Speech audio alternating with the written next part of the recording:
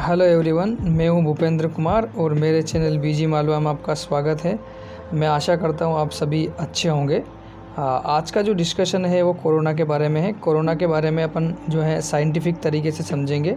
जो प्रोसेस होता है, सबसे फर्स्ट ऑफ ऑल अपन समझेंगे रिफ्लेक्शन प्रोसेस क्या होता है, कोरोना वायरस कैसे फैलता है, तो उसके लिए स्प्रेड मैकेनिज़्म प्रोसेस समझेंगे और उसके बाद में ट्रांसफ्यूजन प्रोसेस समझेंगे और कोरोना जो होता है वो कितने माइक्रोन का होता है इसके बारे में अपन समझेंगे और इसके सिम्टम्स वगैरह क्या होते हैं इसके बारे में समझेंगे और इसका कौन कौन से टेस्ट वगैरह होते हैं जिससे अपने को पता लगता है कि कोरोना है, टेस्ट के बारे में समझेंगे और इसके क्या क्या अभी तक उपचार आ चुके हैं उसके बारे में समझेंगे और हमको क्या क्या सावधानी रखनी चाहिए उसके बारे में समझेंगे।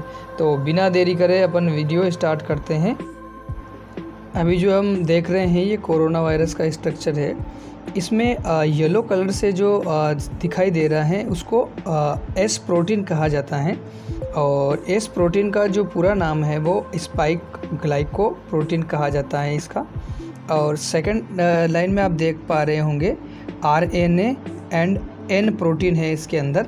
और ये जो एस प्रोटीन होता है इस पे पॉजिटिव चार्ज पाया जाता है, इस पे पॉजिटिव चार्ज पाया जाता है और ये जो है हमेशा अपने से दूसरे से बॉन्ड करने के लिए नेगेटिव चार्ज को हमेशा ढूंढता रहता है जिससे वह बॉन्ड बना सके और अपनी ग्रोथ कर सके। इसका जो मेन कंपोनेंट होता है वो आरएनए होता है। आरएनए इस स्ट्रक्चर में आप देख पा रहे होंगे जो स्नैक का स्ट्रक्चर दिख रहा है आपको, सांप जैसी आकृति, वो इसका मेन कंपोनेंट है। आरएनए यही एक दूसरे से सेपरेट करने का काम करता है, एक दूसरे से अपना ग्रोथ करने का काम करता है इसका आरएनए। हम जब इसको डीप में समझेंगे तो इस प्रकार का स्ट्रक्चर रहेगा इसका। इस पे आप देख पा रहे होंगे नेगेटिव आयन रहता है, इसमें नेगेटिव चार्ज रहता है इसके अंदर। हमारी बॉडी के अंदर दो प्रकार के रेस्पिरेटरी सिस्टम होते हैं, लोअर रेस्पिरेटरी सिस्टम और अपर रेस्पिरेटरी सिस्टम, जो हिंदी में उच्च श्वसन तंत्र एवं निम्न श्वसन तंत्र कहलाते हैं, जिसमें हम डेली बहुत सारी हवा इन्फेक्ट करते हैं, भरते हैं, छोड़ते हैं। इस हवा के अंदर जो बैक्टीरिया वगैरह रहते हैं वो अपनी बॉडी के अंदर न जाए, अपनी बॉडी को बीमार न करे, डस्ट पार्टिकल बीमार न करे, उसके लिए हमारे शरीर के अंदर हमारे श्वसन तंत्र के अंदर इन बैक्टीरियास और डस्ट पार्टिकल से लड़ने के लिए एक इन्फेक्ट ना हो, हमारी बॉडी के अंदर एलर्जी ना हो, तो उसके लिए हमारी बॉडी के अंदर एक एंटीबॉडी पाई जाती है, ACE2 करके एंटीबॉडी पाई जाती है जिसे ACE2 कहा जाता है साइंटिफिक भाषा में और इसको वायु के द्वारा प्रदर्शित किया जाता है। हवा के द्वारा जो श्वसन तंत्र के अंदर लिए गए बैक्टीरिया से ये जो है हमारी उनसे लड़ने में मदद करता है जिससे हम बीमार ना हो और हमारी बॉडी को जो है ये प्रोटेक्ट करती है। यह जो एंटीबॉडी होती है केवल और केवल मानव श्वसन तंत्र के अंदर ही पाई जाती है और इस एंटीबॉडी जो है ACE2 पे नेगेटिव चार्ज होता है, इस पे ऋणात्मक चार्ज होता है जो नेगेटिव चार्ज होता है। अब आगे अपन इस स्ट्रक्चर में समझेंगे कि इसमें होता क्या है। तो कोरोना वायरस का जो है उस पे पॉजिटिव चार्ज है और वो जो है हमेशा नेगेटिव चार्ज को ढूंढता रहता है ताकि उससे वह बॉन्ड कर सके। तो इसमें ACE2 जो अपनी बॉडी के अंदर एंटीबॉडी पाई जाती है उस पे जो होता है वो नेगेटिव चार्ज होता है। तो ये कोरोना वायरस जो है उससे बॉन्ड कर लेता है, उससे बंद बना लेता है और उसके बाद में ये जैसे ही एक दूसरे से मिलते हैं बॉन्ड बना के हमारी होस्ट सेल के अंदर चले जाते हैं। सेल के अंदर अपनी बहुत सारी जो है कॉपियाँ बनाना स्टार्ट कर देता है। कोरोना वायरस अपनी बहुत सारी कॉपियाँ बनाना स्टार्ट कर देता है। यहाँ पर जो है हम कोरोना वायरस का रेप्लिकेशन प्रोसेस समझते हैं, ये किस प्रकार रेप्लिकेट करता है। तो इसमें फर्स्ट नंबर पे अपन समझेंगे जो वहाँ पे पहला नंबर लिखा हुआ है। यहाँ पे आप देख पा रहे होंगे वायरस के बाहरी आवरण पर गुलाबी रंग का जो एक निशान दर्शाया गया है गुलाबी कलर से, वो वहाँ पर एस प्रोटीन पाया जाता है जिस पे पॉजिटिव चार्ज है, प्लस चार्ज है।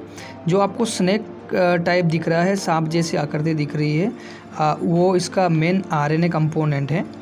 जैसा कि आप देख पा रहे हैं हमारी बॉडी के अंदर जो है एंटीबॉडी वाई पाई जाती है जिसे साइंटिफिक वाई से दर्शाया जाता है जिस पर नेगेटिव चार्ज है, आप जानते हैं।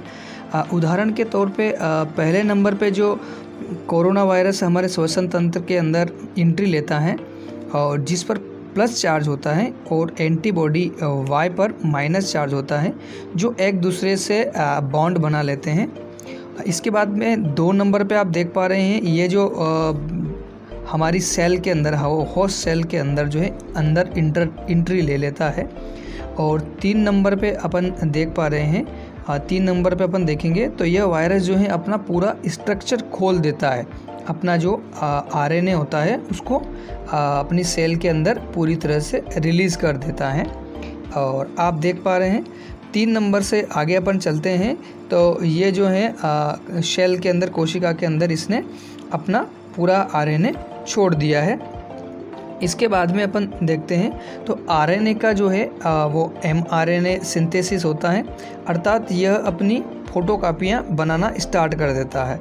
यह प्रोसेस जो होती है वो रेप्लिकेशन कहलाती है। इस प्रोसेस के अंदर जो है एक एमआरएनए आप देखेंगे, एक एमआरएनए गया था इसके अंदर। एक एमआरएनए लगभग 5 से 7 कॉपियाँ इसके अंदर बना ली है। यहाँ आगे चलेंगे अपन, 5 नंबर पे आप देख पा रहे होंगे, यह बनाई गई जो कॉपियाँ थी उनको असेंबल करने का काम कर रहा है, उनको वापस से असेंबल कर रहा है, उनको अलग अलग करके, अलग अलग स्ट्रक्चर के अंदर करके, अलग अलग कॉपियाँ करके वो वापस जो है बाहर की सेल के अंदर भेज देता है। बाहर की सेल इन द सेंस अपना जो एंटीबॉडी होता है, जहाँ पे अपनी बॉडी प्रतिरक्षा करता है बैक्टीरिया से, ये सभी को वापस लोड करके वहाँ पहुँचा देता है।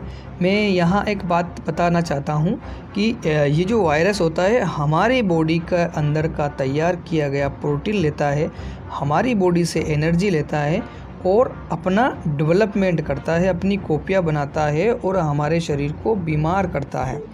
अगले नंबर पे चलेंगे, 6 नंबर पे आप देख पा रहे हैं ये जो वायरस है ये बाहर आ गया है और बाहर आप देख रहे होंगे वाई बहुत सारी एंटीबॉडीज़ जो हैं वो प्रतिरक्षा के लिए लगी हुई हैं, तो ये इनसे वापस बॉन्ड करता है और उनसे प्रोसेस करता है, जिससे क्या है बहुत सारी कॉपियाँ बना लेता है। मल्टी कॉपियाँ बनाने से क्या होता है कि हमारी बॉडी के अंदर जो है वो वायरल लोड बढ़ जाता है। वायरल लोड बढ़ जाने से वायरस की संख्या बढ़ जाती है, हमारा श्वसन तंत्र कमज़ोर होने लग जाता है और हम बीमार होने लग जाते हैं और छींकें आने लग जाती है, खांसी होने लग जाती है और इन छींकने से, खांसने से यह बैक्टीरिया एक दूसरे के अंदर जो है फैलने लग जाता है। WHO के 200 से ज़्यादा वायरस मेडिकल एक्सपर्ट ने माना है कि कोरोना वायरस जो है वो हवा के द्वारा फैल सकता है एवं भारत के AIIMS डायरेक्टर डॉक्टर रणदीप जी गुलेरिया ने भी माना है कि कोरोना वायरस जो है वो हवा के द्वारा फैल सकता है, क्योंकि कोरोना वायरस पहले से ज़्यादा ताकतवर हो गया है, मतलब हवा के अंदर ज़्यादा समय तक जिंदा रह पा रहा है। अब जो हम समझने वाले हैं वो स्प्रेड मैकेनिज़्म है। इसमें अपन पहला उदाहरण लेते हैं। यहाँ पर आप समझ पाएंगे कि कोरोना वायरस जो है वो एक दूसरे से कैसे फैलता है। तो सपोज़ ये जो एक मैन है, यह कहीं भीड़ भड़ाके से कोरोना वायरस में से संक्रमित होके आ गया है और ये अपने ऑफिस में आया है और इसने छींका खांसा है, तो इसके जो ड्रॉपलेट्स थे, जो बड़े ड्रॉपलेट्स थे, वो कंप्यूटर कीबोर्ड वगैरह पे और आसपास की सतह पर गिरा।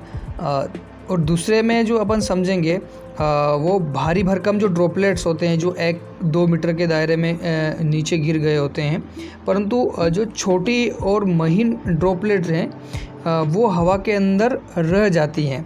जैसे आप लेडीज़ के अंदर देख रहे होंगे, ये फर्स्ट सेकंड वाला जो है, इस आदमी ने छींका और वो जो ड्रॉपलेट्स थे इनके वो मोबाइल फ़ोन पे गिरा। मोबाइल फ़ोन लेडी ने बिना सैनिटाइज़र के लिए, बिना मास्क लगाए उठाया, देन जो है ये उससे कोरोना संक्रमित हो गई। सेकंड स्टेप में आप देख पा रहे हैं जो बड़ी छोटी ड्रॉपलेट थी जो हवा के अंदर फैली, सेकंड लेडीज़ हैं, वो हवा के अंदर अगर उन्होंने मास्क लगा रखा है तो उसके पास में उससे उनको नुकसान नहीं होगा, वो कोरोना से सुरक्षित रहेंगी। और अगर जो आदमी इन्फेक्ट है कोरोना वायरस से, वो अगर मास्क लगा के रखता है इस स्थिति में, तो कहीं ना कहीं इन दोनों को ही जो है कोरोना वायरस जो होने से बच सकते थे इसके अंदर। यहाँ पे हम समझेंगे टर्बुलेंट गैस क्लाउड। ये होता क्या है, तो जब मानव छींकता खांसता है तो हवा के अंदर एक प्रेशर डेवलप होता है जिससे टर्बुलेंस गैस क्लाउड बन जाता है। जो हवा के पार्टिकल्स होते हैं जो हार्मोनिक मोशंस की वजह से जो है बादल जैसा एक क्लाउड बन जाता है, जो अनविजुअल रहता है, वो दिखाई नहीं देता है, वो गैस का क्लाउड होता है। जो बड़ी बड़ी ड्रॉपलेट्स छींक की जो नीचे गिरी थी वो लगभग 2 मीटर के दायरे के अंदर जो है गिर जाती है। छोटी छोटी बूंदें जो रहती है वो 26 फीट तक हवा के अंदर ट्रेवल करती हैं। तो जो आज के समय में एक नारा बना हुआ है 2 गज की दूरी, मास्क है ज़रूरी, तो इसी चीज़ को फॉलो करता है वो। और तो छोटी छोटी जो बूंदें होती है वो हवा के अंदर रहती है, उनके अंदर जो है वो वायरल लोड कम होता है, जो मास्क लगाने पर वह नहीं फैल पाता है। जो छोटी बूंदें होती हैं, जो छोटी ड्रॉपलेट्स हैं जो 26 फीट तक ट्रेवल करती हैं, उनका साइज़ की अगर अपन बात करें तो वो 1 माइक्रोन तक की हो सकती है, और 1 माइक्रोन के अंदर भी जो है वो कोरोना वायरस हो सकता है। अब हम ये समझते हैं कि कोरोना वायरस कितने माइक्रोन का होता है, तो इसका कंपेयर अगर अपन ह्यूमन के हेयर से करें, ह्यूमन के बाल से करें, तो 60 माइक्रोन से लगा के 120 माइक्रोन के समथिंग ह्यूमन का हेयर होता है। देन अपन बात करते हैं कि हवा के अंदर जो छोटे छोटे कण तैरते रहते हैं उनका कितना माइक्रोन होता है। तो जो छोटे छोटे कण रहते हैं हवा के अंदर, उनका जो माइक्रोन होता है वो लगभग 10 माइक्रोन के होते हैं। और उसके बाद में रेड ब्लड सेल्स की बात करें, लाल रक्त कणिकाओं की, तो उनका जो माइक्रोन होता है वो लगभग 7 माइक्रोन होता है। और उसके बाद में जो छोटे कण होते हैं PM2.5, वो लगभग 2.5 जो है माइक्रोन के होते हैं। और बेसिलस बैक्टीरिया जो होता है उसका जो माइक्रोन होता है वो 0.5 माइक्रोन होता है। अब आ जाते हैं अपन कोरोना वायरस पे। तो कोरोना वायरस का कितना माइक्रोन होता है, तो कोरोना वायरस जो होता है उसका माइक्रोन होता है 0.1 माइक्रोन का कोरोना वायरस होता है। कोरोना वायरस के सिम्टम की बात करें तो मेन जो सिम्टम होता है इसके अंदर ड्राई कफ आती है, सूखी खांसी चलती है, और हाई फीवर रहता है, तेज़ बुखार आता है इसके अंदर, और डिफ़िकल्टी टू ब्रीथिंग, सांस लेने में प्रॉब्लम होती है। और इसमें ये जो बात करिए अपन, ये सिम्टोमेटिक होती है। और कोरोना जो रहता है वो असिम्टोमेटिक भी रहता है। तो असिम्टोमेटिक में किसी भी प्रकार की कोई दिख नहीं पाता है, कोई भी बीमारी है जैसे सीखना, खांसना वगैरह, इस प्रकार के कोई भी सिम्टम नहीं दिख पाते हैं। तो कोरोना वायरस जो है वो नॉर्मल आदमी को भी हो सकता है, पर उसमें कुछ सिम्टम नहीं दिखते हैं, तो वो असिम्टोमेटिक कहलाता है। और जिसमें इस प्रकार के सिम्टम दिखते हैं वो सिम्टोमेटिक कहलाता है। कोरोना वायरस का मुख्य रूप से 2 प्रकार के टेस्ट होते हैं चेक करने के लिए कि कोरोना वायरस है या नहीं है। सबसे फर्स्ट होता है RT-PCR टेस्ट, जो एक रोड द्वारा किया जाता है, जिसमें नाक या गले का बलगम या लार्वा लिया जाता है। सेकंड जो होता है वो एंटीबॉडी टेस्ट होता है, जो ब्लड लिया जाता है और ब्लड के सैंपल के आधार पर उसको टेस्ट किया जाता है। तो ये 2 प्रकार के RT-PCR test and antibody test, 2 प्रकार के टेस्ट से कोरोना वायरस की पुष्टि होती है या नहीं है। कोरोना वायरस के उपचार की बात करें तो उपचार में भी इंडिया के पास में 2 प्रकार की वैक्सीन अवेलेबल है, जिसमें अभी 18 के प्लस सभी के लिए चालू हो गई है, जिसमें कोविशील्ड और कोवैक्सीन, ये 2 प्रकार की वैक्सीनेशन अभी उपलब्ध है। और DRDO की तरफ से 2DG मेडिसिन भी इम्प्रूव की गई है, बनाई गई है, मेड की गई है, जो बहुत जल्द मिलने लग जाएगी, जो साइरप वगैरह की तरह अपन उसको यूज़ कर पाएंगे। कोरोना वायरस की सावधानियों की बात करें तो सावधानियों में मास्क लगा के रखें, सैनिटाइज़र का उपयोग करें। आशा करता हूँ ये जानकारी अच्छी लगी होगी आपको।